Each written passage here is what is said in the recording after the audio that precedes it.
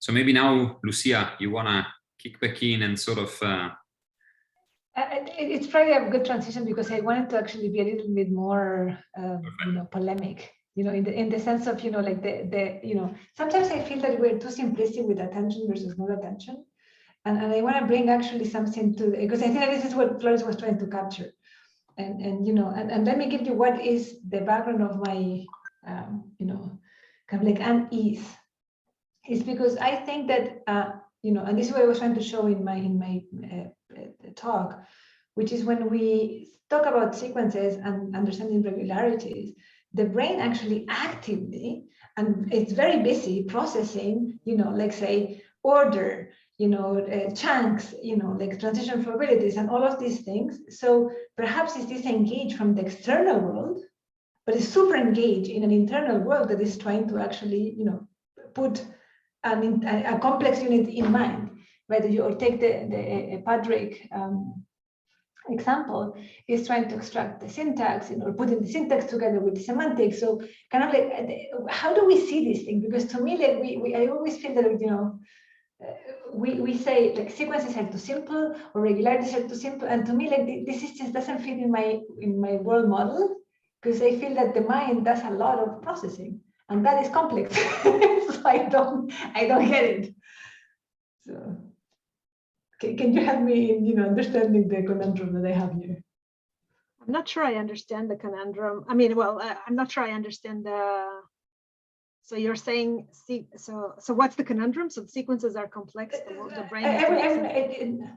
No, so I will actually put it in your case very simply. So when you say that there is more attention or less attention, the first order question that we ask: first or more attention to what, right? Because internally, like for those sequences that you're putting together, most likely the subjects actually have to pay attention to process order, and like as time goes by, probably they are extracting different parts of those sequences.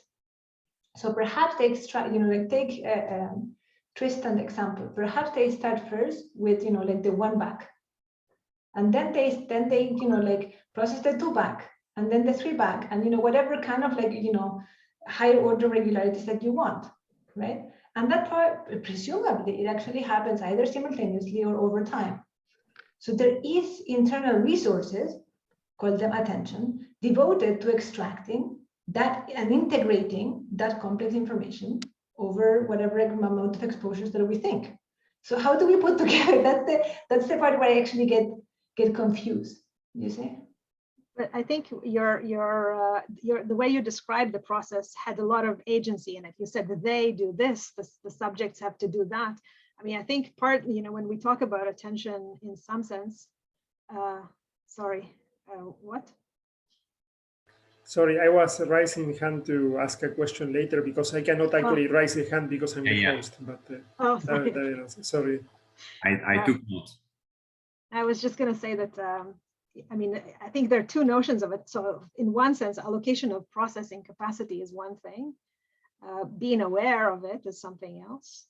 And attentional capture, so, having predictable structure actively attract yours. So imagine you're in a world where some things are regular and some things are random. Which things are you going to be perceptually biased towards? I mean, I guess that was the framework in which I was using attention.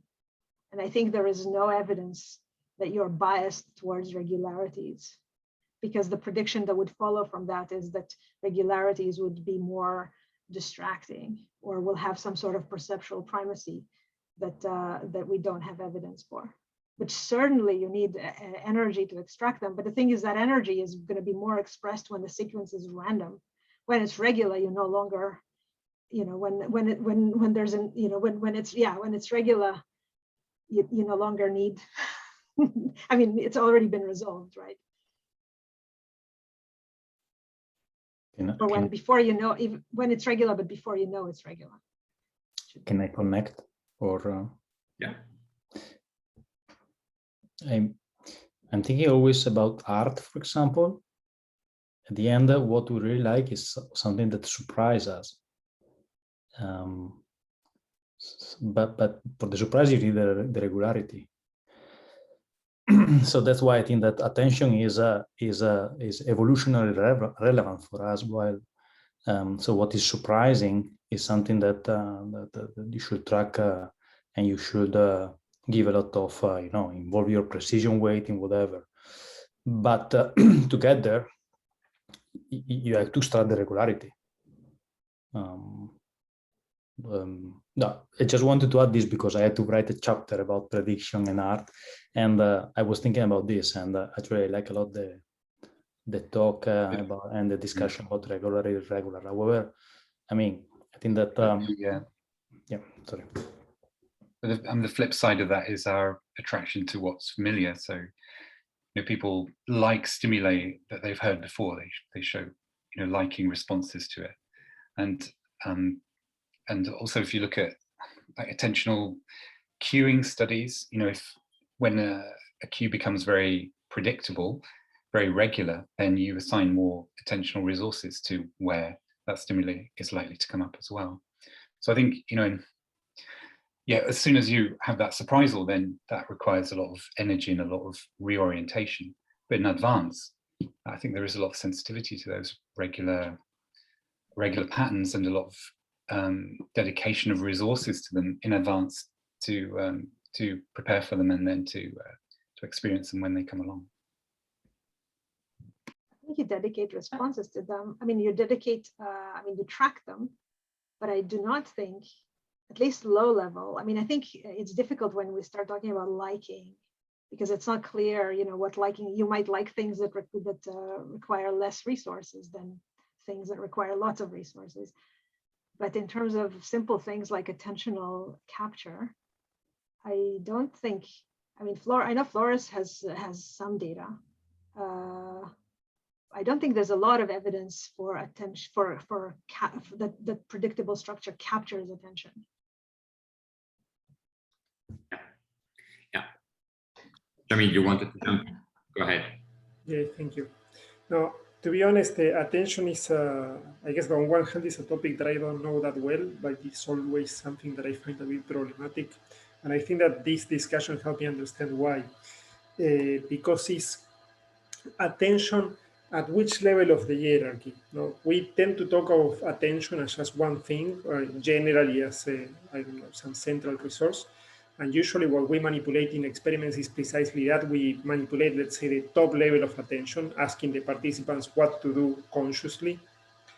But it could very well be that it's also attention a hierarchical system, where if you hear something that is regular in the environment, it captures attention, but at the lower level, first of all, and that goes up in the hierarchy. You can understand that there's a regular pattern because, as you said, Maria, it could be behaviorally relevant in many ways.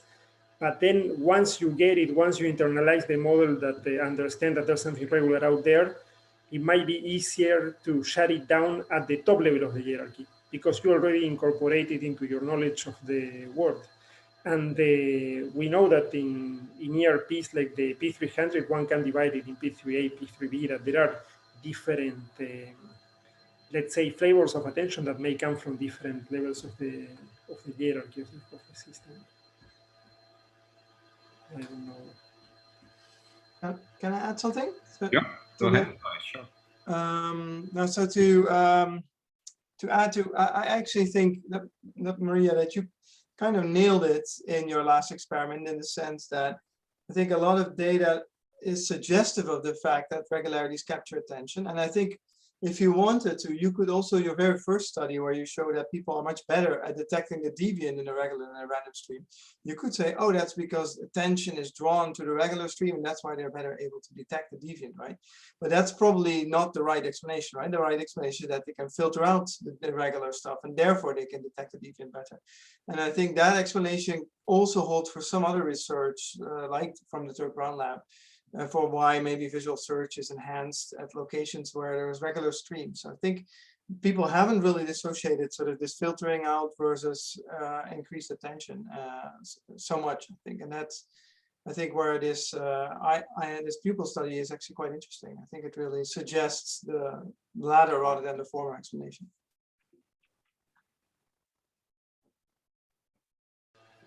If I might ask a question now that we're in the round table, this is maybe a bit more narrow, maybe too narrow. So you tell me if you want to answer it or if you find it boring.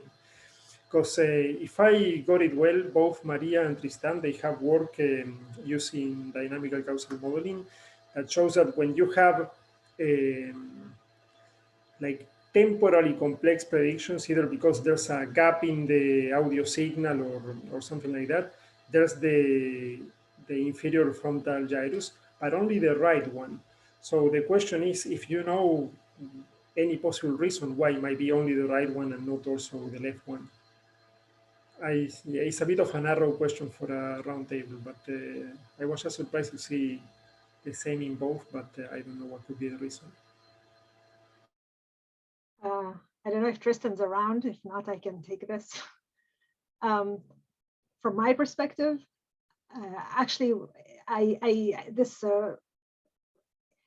right lateralization for IFG is something that we see in some of the time, maybe most of the time, but not all of the time.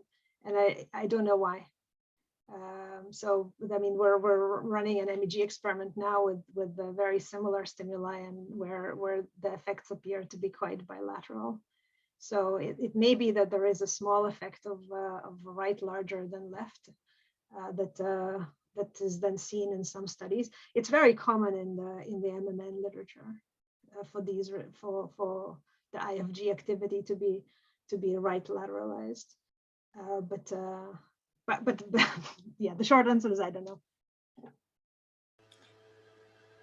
Thank you. Do you have a hypothesis, Yamil, as to why it should be one? No, let's say I really don't have a clue of what could be the reason, but I guess that there might be some reason similar to what we see in reading being left lateralized instead. Like, for example, there's this idea there's a privileged connectivity in the left to connect the visual system to a phonological output. So there might be some other let's say, architectural reason why the right one is privileged. I really don't know what could be the reason.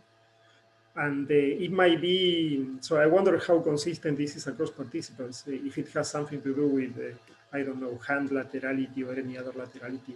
Because it might be that the effect is hard to pick because there's a mix of participants of one type or the other one in experiments. I think we generally run right-handers. So that will not be an explanation, but I don't know. Although I seem to remember that maybe Stan Dehaan's group had some evidence showing that participants who are better connected from, the OTC to the language, I don't remember what was actually measured in that paper, but they become some sort of better readers in some sense. I don't remember the details, I'm sorry. But I seem to remember that there was some individual variability results sort of trying to suggest a causal connection between this cognitivity idea and the reason why, for example, we didn't get lateralized. But may I ask you a question? So how much of this is something to do with the fact that we use completely meaningless material, so to speak? So is that one of the reasons? What do you mean by limitless? Meaningless. Meaning, oh, so we just it's a pseudo something, right? But if they actually have semantics, or something of that sort, then because typically statistical learning is more like right lateralized, but then language is the opposite. So it's kind of like a weird thing. Well, I'd be curious to understand better what you mean. For example, like what about Padraig experiment? Would you consider those to be more like real stuff in a sense, like real language, or that's still not enough because we're using, random combination of sounds or weird meanings or something like that? I think in Patrick's case, probably it's actually more of, when you actually have, because you can think of statistical learning as just simply pure structure, right? That's the way we tend to think about this. But then you can on top of that add meaning, right? So then it has a connection to the world. It's like, with this blah, blah, blah, blah, I mean a house, like it relates to something, right? So I wonder how much of the, that moving from just simple structure to meaning, referent, brings it a different, connotation, right? Yeah. I don't know if Patrick is still around and wants to kick in. Yep, yeah, I'm still here. There we go. Yeah, it's a debate I've had with my now ex-colleague Eugenio Parise about what communicative means, and like whether there's an innate bias towards particular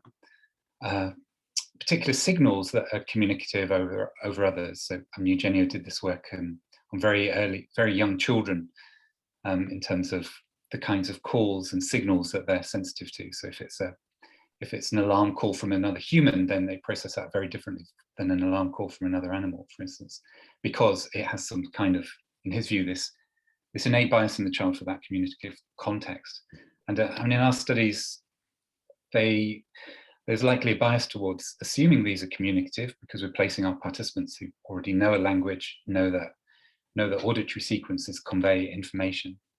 But for the child, I don't know, it's about the question about the kinds of signals that they become sensitive to, that they then tune into and relate to structure in the world in terms of language, and whether there's an innate bias to those or whether they can be acquired from other cues in the environment.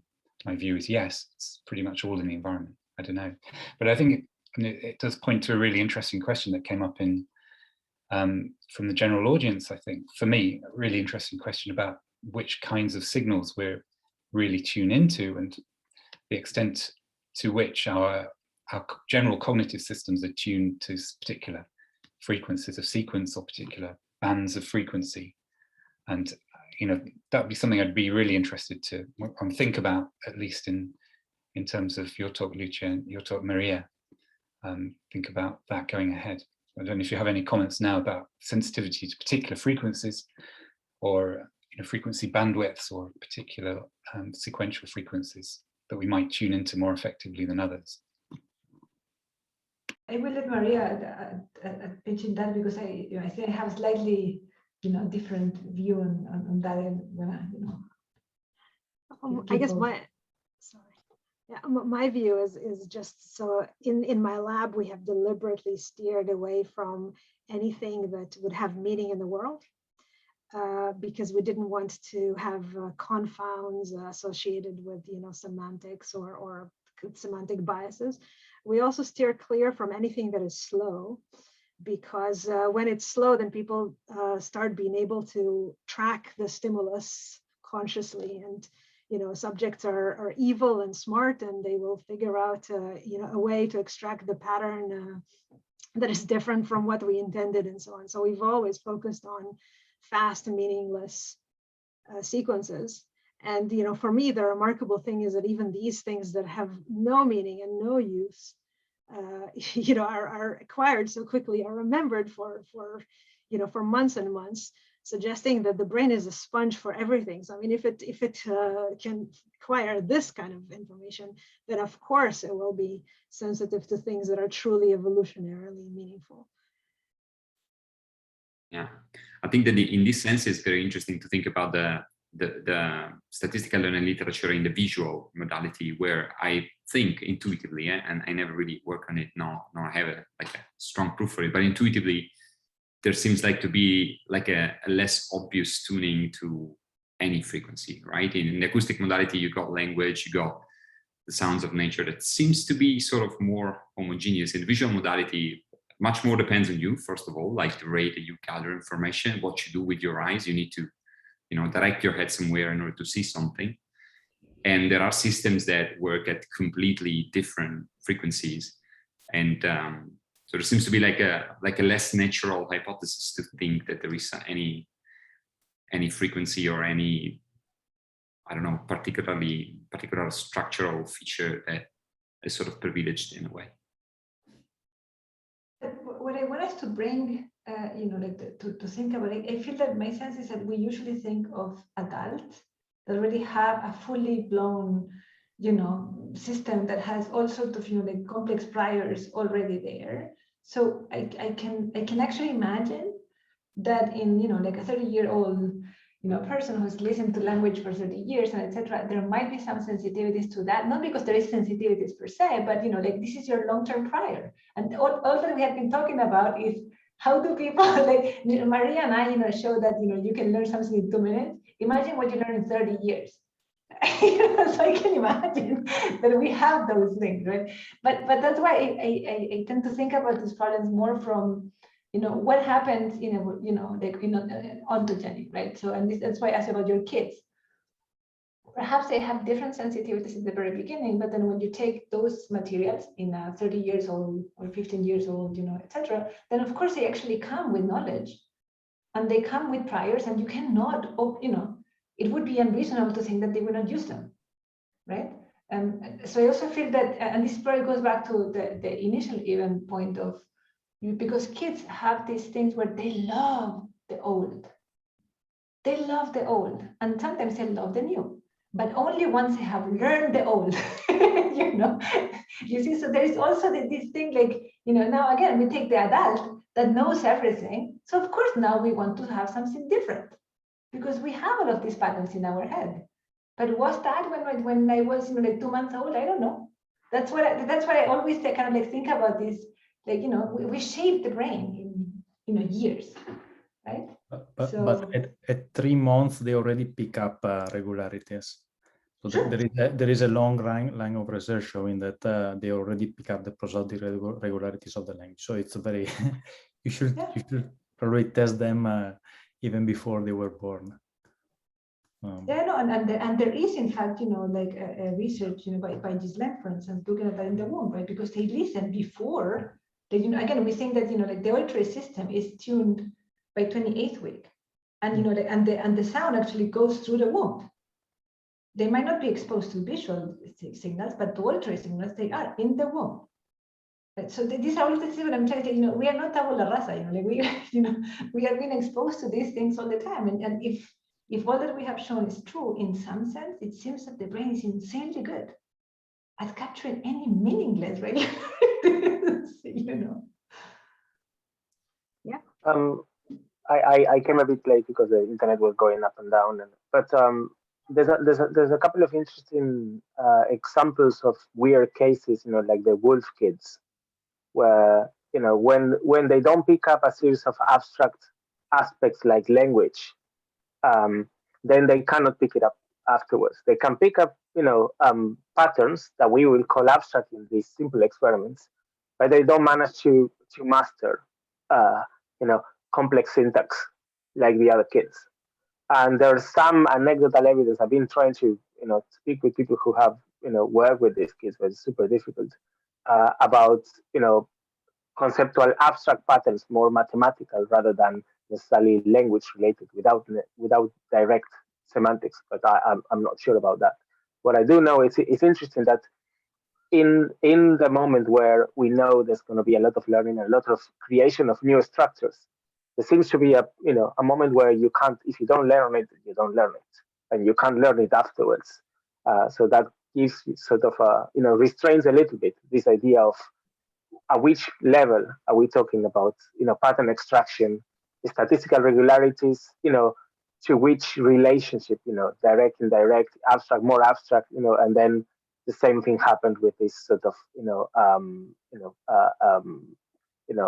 compositionalities or triple, negatives and positives. If this, then that, then that, then this, that, kind of things. Which I always like this. I would like us to have more wolf kids, effectively, and and test them, but it just doesn't happen. Where do we get them? So has anybody looked at these kids and statistical learning? Only in a very brutal language sort of neuropsychology way. I haven't seen anything relatively well controlled. I would love to, but I haven't seen.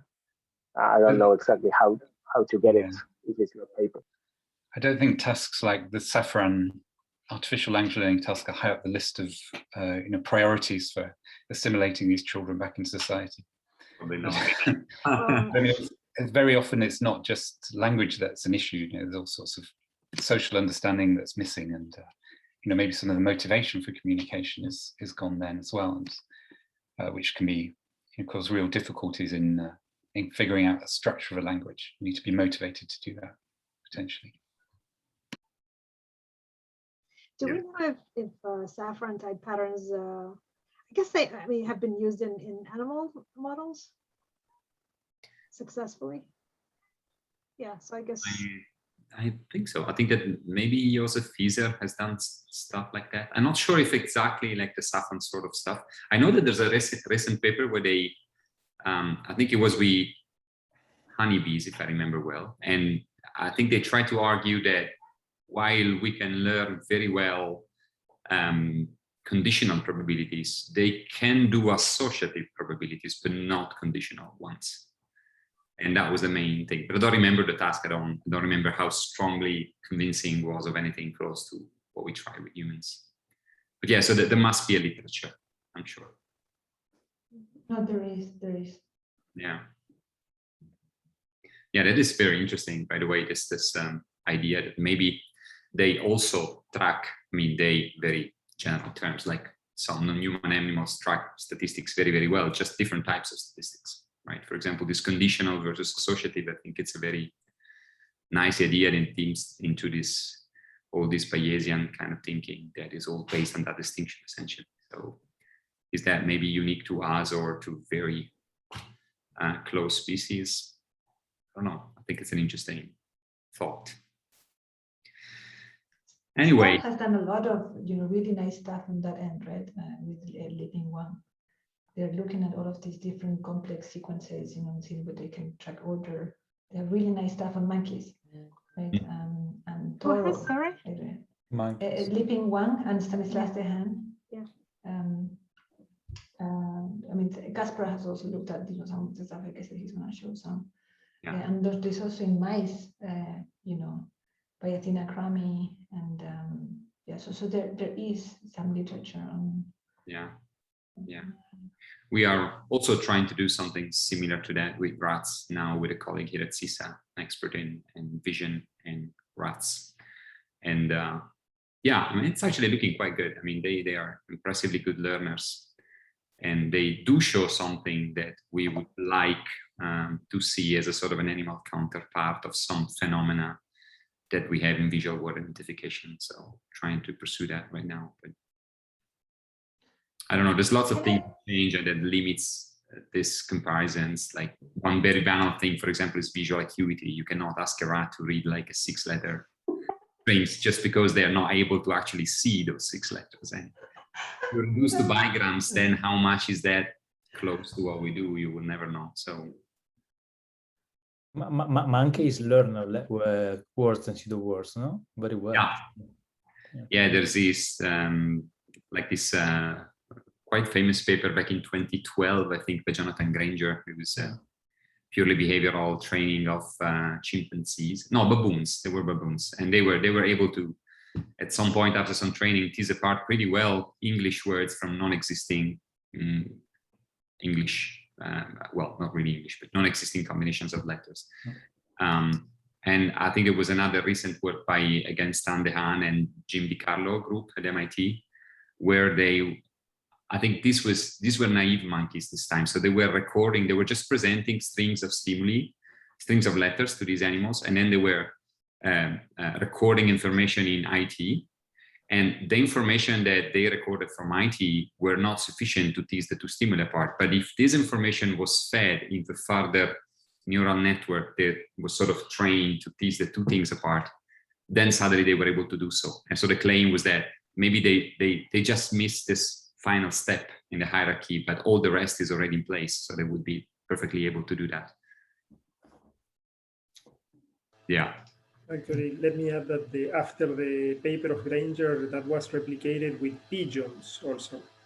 Oh. So scarf, I don't remember the year, but precisely the same task as the Granger baboons, but done by pigeons. So I think that brains in general do learn patterns in the environment.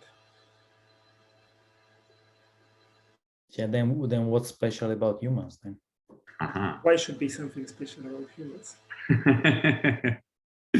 asking. But here's the question for you guys, right? Because one of the things that at least the ones who presented today, among us, we have this very simple paradigm. We say like a simple regularity that happens all the time, but in real life, that also doesn't happen, right? And so I think that what actually that begs the question is like, how do animals, humans, and whatever picks the source of relevant regularities and accrue that? Because in this moment there's thousands of things happening, thousands and thousands of patterns actually happening, and yet so how do we form these models when there is all of these sort of random sources, right? So do we have some ideas as to how the sources are the sources are picked and accrued over time, and B, how then the models are selected for a given task, right? Because again, when we see a prediction error, then this means that the brain somehow, or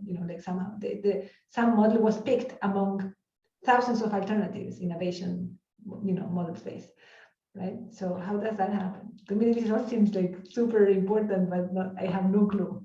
So we have a paper published this year where we looked at scenes. So the stimuli are still simple. So these are scenes, streams of tones, but there's 14 of them presented concurrently. So modeling kind of crowded environments like the one that you described. And the idea is that some of them have a predictable structure and some not. And people have to detect changes in these. So they have to detect whether something appeared or something disappeared. And the logic is that if you're able to detect the structure, you should be better. And people show an advantage of regularity for these scenes of 14 components where you don't know in advance which one is the one that's going to appear or disappear, which suggests that, at least to some extent, they've been tracking all of them. And I suspect that that's probably what is happening. We're just, in some level, we probably don't select, or we just track whatever there is. There is also a huge amount of repetition in the environment of children learning language. So Luca Onis has looked at this in corpus analysis studies and artificial language learning studies as well, where if you have frequent repetitions close together of particular stimuli, then you can pick up on the structure of those. So I mean, really, you think there's loads going on, but actually it's fairly, fairly controlled by caregivers and children's own navigation through the world, actually, in terms of seeking out structure and finding repetitions of structure, at least with regard to language. But what I'm asking you, Patrick, is, so it's true that they say like the words are repeated, right? But they sometimes repeat in different contexts. So what I also find always interesting is like, how do kids understand that things that are occurring in different contexts refer to the same thing? You see what I mean? Like, because in some sense, and that's what I call with the distillation, right? You need to somehow remove what is irrelevant such that you can pick what apparently seem systematic, right?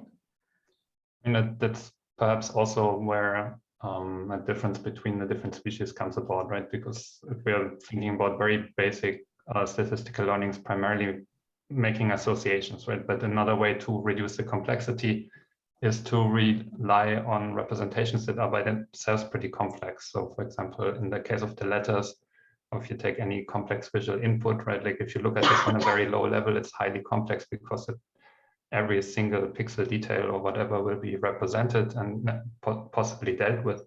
But if you look at a letter as such in an invariant format, right? Like let's say font invariant, size invariant, also that reduces the complexity a lot, and that possibly makes it easier to extract structures on that level, right? And then if we're thinking about rats versus monkeys versus humans and so on, the likelihood that they can, at least in the visual domain, really sustain representations of the same complexity. Yeah? So for example, for high-level object recognition, I think there's quite limited evidence that rats have that to the same degree that primates have it. I also don't have a temporal lobe, so it's not very surprising that they can't do it. So they probably can extract regularities, but on a lower level where the regularity as such is not so apparent, and it's going to be more difficult to learn it. And maybe there's also capacity limitation on how many associations they can pick up. So for example, we usually do experiments where the human subjects learn like 9 pairs or something like this, and the monkeys can do that too, but it takes them exponentially longer. But 3 is like no issue. Yeah?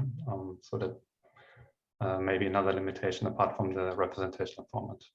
Yeah, we experienced the same in our attempts with rats, where we were trying to have them build classes of stimuli. It was very hard to do that in the first place, and no chance that we could do with more than 2 items per classes, essentially. While, yeah, with monkeys, as you mentioned, Kaspar, you can go pretty much up, and yeah, maybe just more training, but you get there somehow. So yeah, for sure. Okay. That relates to can I ask you, how much does relate to Maria's finding of these, memories, right? Because it could be that, there is different spans of memories, right? Across the different species, right? So that might be perhaps one, one source. Might be. I really have personally no very sophisticated idea about how that might be the case. Yeah, and in some sense we are, at least me myself, I'm sort of trying to forget that and focus on the statistical learning abilities that they might show, but that might be very well wrong, because one thing is learning statistical associations in a very, very small word, and another is to do that when your word is 10 times more complex, or I don't know how many times more complex, in fact. So yeah, Lucia, I think that memory probably plays, fundamentally you need a memory. So even in the saffron paradigm, you have to be able to, memory has to play a role in there. And the duration of the sort of buffer over which you hold this information that you just heard is probably critically important for sort of limiting what you can and can't do. And it's likely that will differ in humans versus animals. What's interesting is whether it differs because the statistics of what is important in our environments are different, or whether it's just kind of an emergent property of brains of different species.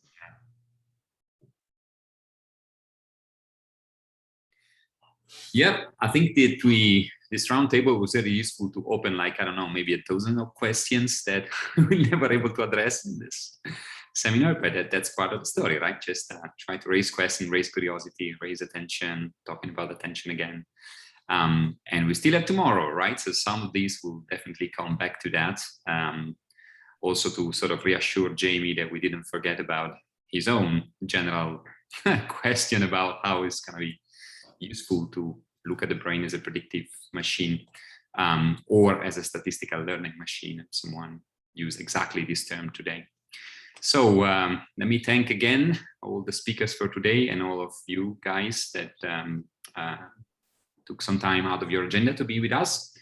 Yeah, I didn't mention at the beginning, let me do this in closing, that we are trying to give some snapshot of the discussion that we are having on Twitter. And so we're using this hashtag, very simple to remember, very banal, like TEX2021. If you wanted to add something, or I don't know, post anything that struck your attention today, or some question that is bugging you, or that you would like us, particularly the speakers for tomorrow, to address, and you feel good about doing that in the public arena, just go there and do it. We will keep an eye on that, and we'll get back to it tomorrow. In the meanwhile, thanks everyone. Have a good night, evening, afternoon, depending on which part of the world you are.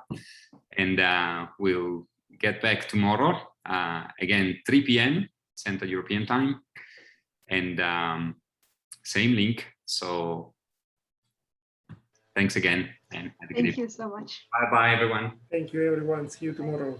Thanks.